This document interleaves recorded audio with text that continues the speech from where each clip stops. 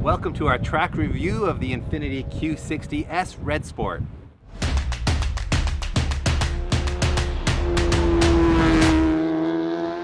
As a former Infiniti G35 coupe owner, I was pretty excited to get my hands on this Q60 Red Sport. It's Infiniti's highest performing sports coupe, I guess we could say. The Red Sport model comes with a 400 horsepower, 3-liter twin turbocharged engine. It also makes 350 pound-feet of torque. So I'm really curious, as a former G35 owner, is this kind of like the spiritual successor to that car, or is it a completely different kind of animal? It is all-wheel drive, where my G35 was rear-wheel drive. We're here at Toronto Motorsports Park. As you can see, it's a little bit damp right now, but the wind is blowing hard, the sun is out, and we're gonna go and try to set a lap time in this thing to see what it's all about. All right, let's put this Q60 Red Sport into Sport Plus mode. The drive mode selector down here. I've also used a little secret engineering trick to fully disable the traction and stability control systems. We'll see if that works or not. I consulted the internet on it, so 50-50 chance that'll work. What else can I tell you about this? It has a 7-speed automatic transmission. That is the only gearbox available. So I've got a paddle shift option here, although I'm going to try it first in fully automated mode and see how well that works. It's on a Bridgestone all-season tire, so I don't expect it to have a huge amount of mechanical grip, although in these slightly greasy conditions on a racetrack that saw a lot of rain this morning, the all-season tires might actually work really well. So I think the standout features with this car are really, for starters, the styling. This thing is beautiful to look at inside and out. It is absolutely gorgeous. This interior with this silver optic fiber trim all feels very high quality, very high tech, and extremely comfortable. I lived with this car this week as my daily driver, and it's an absolute pleasure in that environment. It's really a fantastic GT car. You feel like you could drive cross country in this car and be extremely comfortable, and it gets very good fuel mileage too. I was astonished. I was getting 7 liters per 100 kilometers in this, which is really good on the highway. And of course, with 400 horsepower on tap, you know, getting through traffic is absolutely no problem at all. But it is a big, heavy car. It weighs almost 4,000 pounds. I believe it's 3952 pounds, something around there. So on a tight and twisty racetrack like this, I'm sure I'm going to feel that mass working against it to some extent. Anyway, I'm just coming around to the last couple of corners here, so I'm going to get focused, try to get a good launch onto the front straight, and see what kind of lap time we can turn. All right. Wow, it's good grip into the last corner there, and the acceleration is really impressive. This car has such a flat torque curve and a really strong top end. It is hustling. What I don't know is how the brakes are going to work. Well, I did definitely disable everything because it let me get into a big slide there. So the internet was right on that. And I've apparently put it into manual shift mode.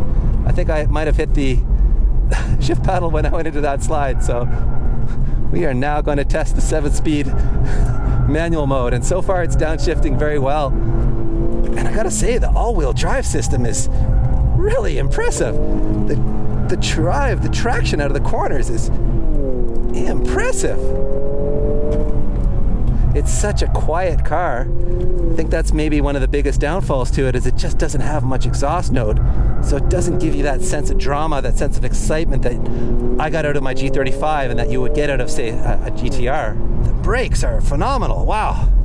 It really slows it down, and it will go into a slide, and then if you stomp on it with the all-wheel drive system, it pulls you right out of it. Like rally car driving here, people. It's a big old rally car, but it's fun. I did not expect it to be this drivable around a racetrack. Wow. And you know what? You don't have to be using 7,000 RPMs all the time. It's got such a broad torque curve. You don't really need to wring it out. But hey, we're at a racetrack. Let's wring it out anyway. Oh yeah. This car's handling balance is actually really good. I did not expect it to be so willing to rotate.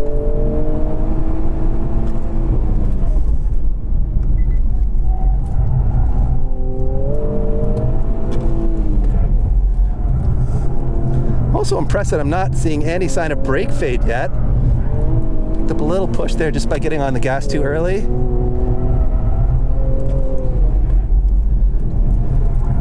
Okay, well, that was an exciting few laps in the Q60S Red Sport, and it is living up to that Red Sport name tag because there is a lot of sport in this car. I was not expecting it to be so willing to rotate, to have the kind of traction and drive that it has out of the corners. I mean, it's an all-wheel drive car. I don't know why in my mind I was thinking it would be different, but it just jumps out of the corners once you get on the gas. That all-wheel drive system, you can feel it doing some torque vectoring, some moving the power around from wheel to wheel, but it's not disconcerting. You just feel the technology happening, and it's very, very effective. It also has this interesting steering system. It's basically drive-by-wire. I think Nissan calls it direct adaptive steering, if I'm not mistaken, and it can change how heavy or how light the steering is very quickly. It adapts to the driving conditions and the way you're driving the car. And it's been criticized quite a bit by automotive journalists, but to me, I never noticed it. I wasn't thinking about it, and at no time did I think, oh, the steering wheel is doing something strange here. It's too heavy, it's too light.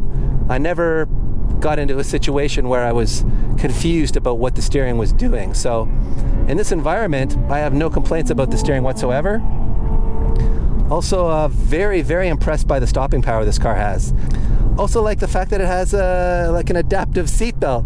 It knows that I'm driving hard and it cinches me down really hard. Like I cannot loosen the seat belt right now because it knows I'm out here ripping and it wants me to be securely held in, and it's doing a very good job of it.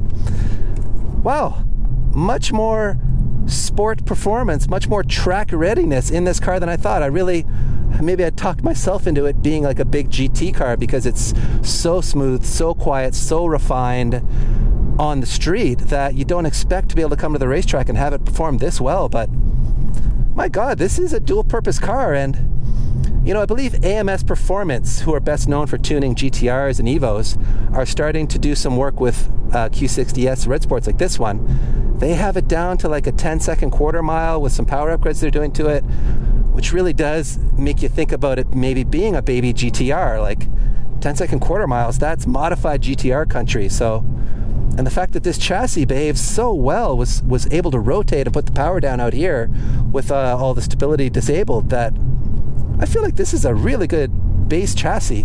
In fact, I think it is the same chassis as the 370Z. It shares the same platform, and we know that's a very good chassis for handling and dynamics. So maybe I shouldn't be so surprised that this car just knocked my socks off on the racetrack. Well, the numbers are in, and it did a 1:26.1 second lap time, which is way better than I thought it would. For reference, I did a 1:29 in my stock G35 back in the day, so this is significantly faster than that. I talked about it maybe being a baby GTR out there on the racetrack, and that's around a 1:20 flat car here, so it's not as quick as a GTR, but we didn't expect it to be.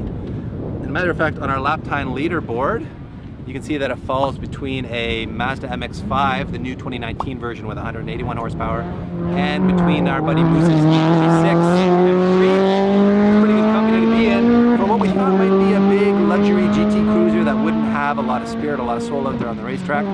But I found out it was actually a really good track car. We turned everything off electronically, and it would go into a four-wheel drift, and then I could stomp on the gas and use that all-wheel drive system to launch me out of the corners, and it felt really engaging to drive out there. Chalk this one up as a surprising win in my books as far as it being a true driver's car. I really think it is, and as AMS is proving, you can do some tuning on this car and go a whole bunch faster. So I think we're going to call this track review closed. I hope you enjoyed it. I know I did.